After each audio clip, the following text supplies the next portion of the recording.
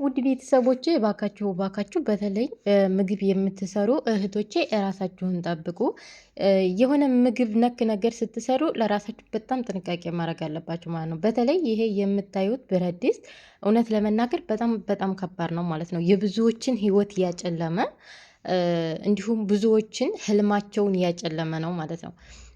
እና ይህንን ብረት ድስት ስትጠቀሙ ላለመጠቀም ሞክሩ። ነገር ግን ስትጠቀሙ ይቺ ተላይ ያለችው ቡለኗ ማለት ነው ፍቷት። ምግቡን ከሰራችሁ በኋላ እንዲበርድላችሁ በአንድ ጊዜ ወደ ላይ ሳይሆን መክፈት ያለባችሁ ቀስ ብላችሁ ማለት ነው። እንደዚህ በመቆንጠጫ ነገር ወደ ላይ ብላችሁ ትንፋሹ ቀስ ብሎ እንዲወጣ ማድረግ አለባችሁ። ወይም ምግባችሁን ከሰራችሁ በኋላ አስቀምጡት እስከሚበርድ ድረስ ማለት ነው። ቶሎ ብረት ድስቱን ለመክፈት አትታገሉ። እንዲሁም ጋዝ ስትጠቀሙ ማለት ነው ብዙዎቻችን የምንሳሳተው ስህተት ጋዙን ትከፍቱና ትተውታላችሁ። ወይም ምግብ ሰርታችሁ ሊሆን ይችላል፣ ወይም ሻይ አፍልታችሁ በቃ በፍጥነት የሆነ ነገር ታደርጉና ጋዙን አዙራችሁታል። ጠፍቷል እኮ የሚነደው ጠፍቷል። ነገር ግን ቡለኒቱ ክፍት ናት። ከዚያ በኋላ እናንተ ሄዳችሁ መለኮስ ስትፈልጉ የጋዙ ትንፋሽ ሲወጣ ስለቆየ እናንተ ስትከፍቱት ቦግ ብሎ ወደፊታችሁ ነው የሚመጣ ማለት ነው። እና ስለዚህ ይሄ ነገር እንዳይፈጠርባችሁ በጣም ጥንቃቄ ማድረግ አለባችሁ። ዛሬ ላይ እንደ ትንሽ ነገር የምናያት ዛሬ ላይ ትንሽ መስላ የምትታየን ጥቃቅኗ ነገር ነገ ላይ ዋጋ ታስከፍለናለች።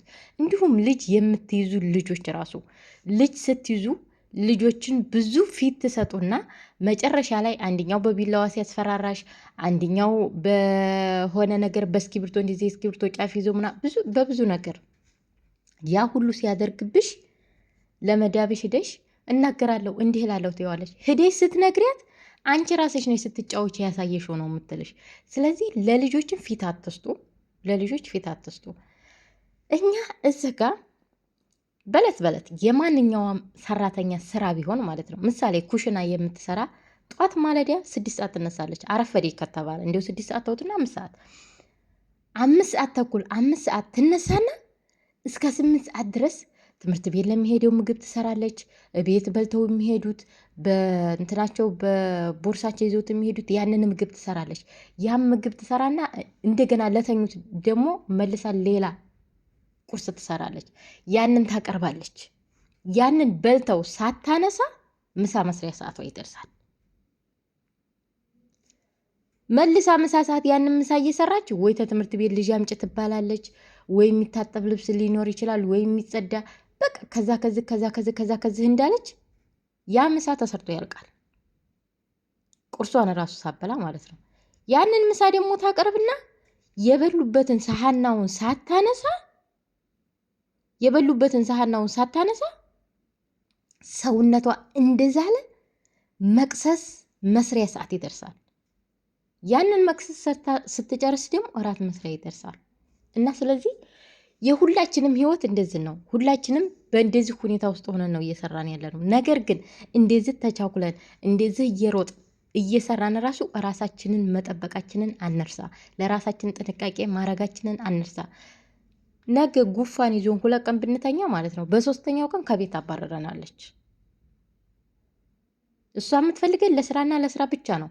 እኛ ግን ዛሬ ላይ አይዞ ወይኔ ይቺ ሰራተኛ እኮ ጎበዝ ናት፣ በጣም ነው ስራ የምትሰራው፣ በቃ እንዴት ነው ስራው ቶሎ የሚሄድላት፣ የከሌ ሰራተኛ እኮ ጽዳት ትሰራለች፣ ምግብ ትሰራለች፣ ልጆች ትይዛለች ምናምን እያሉ እናንተን ያሞግሷችኋል። ያኔ እናንተ ጎበዝ ስለተባላችሁ ብቻ ዝም ብለሽ 24 ሰዓት የምትፈጊያለሽ። አትሳሳች ማሬ። ያችኛዋ የምትሰራው በደሞዟ ነው፣ አንቺ የምትሰሪው በደሞዝሽ ነው። ስለዚህ ሰዓትሽን ጠብቀሽ መስራት አለብሽ። ከሰዓትሽ ላፊ ለምን ትሰሪያለሽ ማሬ? እና ውድ ቤተሰቦቼ ይሄ ሁሉ እንዳለ ሆኖ ግን ራሳችንን መጠበቃችንን አንርሳ። በቃ የሆነ ቶሎ አድርሱ ስንባል ራሳችንን እንዲህ የሆነ በጣም ተዋክበን ምናምን የምንሰራው ነገር ማለት ነው ነገ ላይ ዋጋ ያስከፍለናል። ምንም አይነት ተፋጥነሽ ብትሰሪ፣ ምንም አይነት ተቻኩለሽ ብትሰሪ ለራስሽ ጋብ መስጠት አለብሽ። እና ይቺ በምስሉ ላይ ያልያችኋት እህታችን አሁን ማለት ነው ይሄ ብረት ድስት ነው ያቃጠላት። እሱን እሰራለሁ ብላ ቶሎ በይ ቶሎ በይ ቶሎ በይ ቶሎ በይ ስትላት ሴትዮዋ እንዳትጮህባት የእሷን ጩኸት በመፍራት ራሷ የዘላለም ጸጸት ነው የያዘችው። አያችሁ?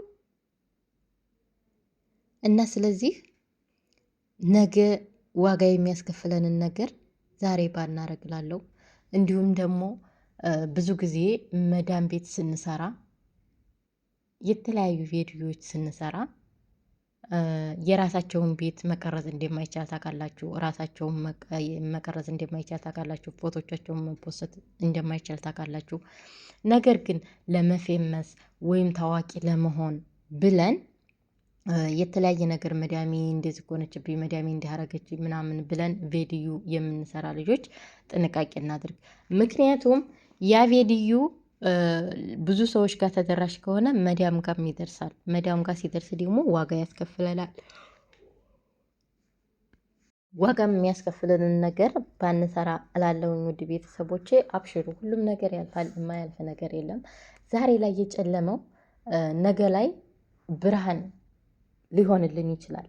ያችን ብርሃን ለማግኘት ደግሞ ዛሬ ላይ እንደምንም ጠንክረን መስራት አለብንና ሁላችሁም ራሳችሁን ጠብቁ። ሁላችሁም ራሳችሁን ከአደጋ ጠብቁ።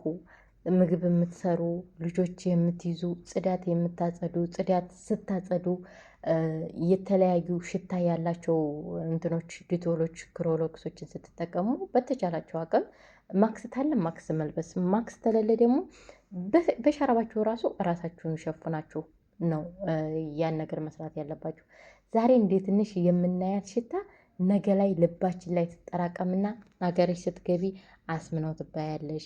ጨንጓራ ነው፣ የኩላሊት ጠጠር ምናምን ምናምን። ዛሬ እዚህ ጋር ጉልበተኛ መስለሽ የምትሰሪ ነገ ሀገርሽ ላይ ስትሄጂ በሽተኛ ስትሆኝ ያኔ ነው የሚሰማሽ።